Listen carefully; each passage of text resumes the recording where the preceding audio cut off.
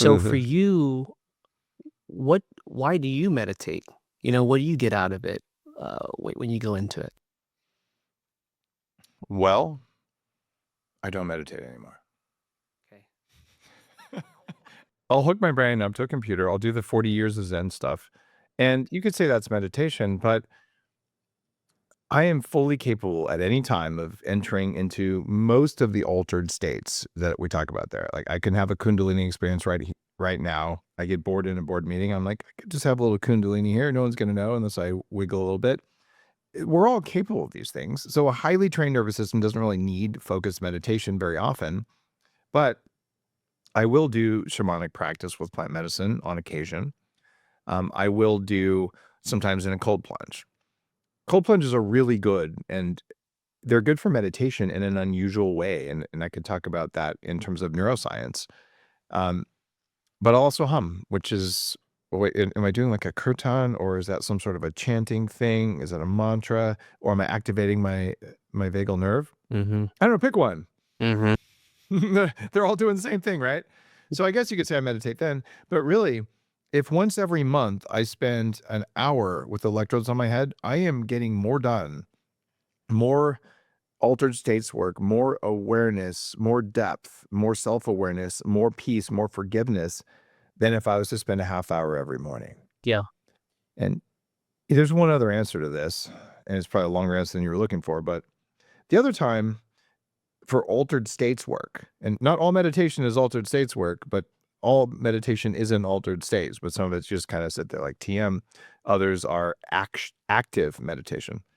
Um, there's a chapter in Heavily Meditated that says, look, if your goal is to get into a certain type of altered state, you may want to go down a psychedelic path or maybe a tantric path. Meditating during sex is probably a really good idea because 20% of people report meeting God during orgasm. So why in most practices is sex not a sacred act that is meditative? But in some it is. I don't know. It's one of the paths. So in Heavily Meditated, this is a book about all the different ways, technologies, techniques, lineages to get into a certain state. And certainly the crown jewel of states is one that both Buddhism and ancient Christianity would agree on, and it's forgiveness. Right. And I genuinely believe that forgiveness is the path to enlightenment. And there's a very specific reason for that. I have shared the framework that I use for consciousness and egoic awareness with Victor Chan, the Dalai Lama's best friend. I'm just on stage at an event I did last month, and he said two things that just blew me away and were unexpected.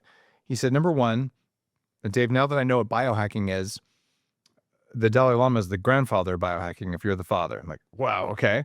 Because how do you have control of your state? That's what biohacking is. And I don't care if it's longevity or putting on muscles or whatever else. It's you Right. get to be in charge.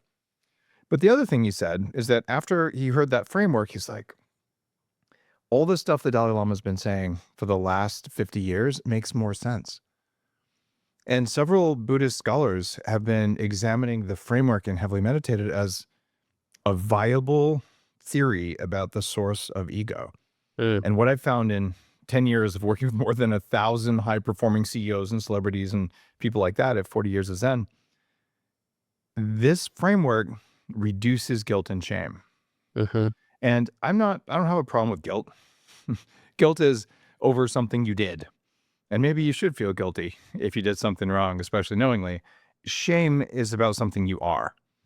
And so many people misidentify themselves with ancient survival mechanisms in the body.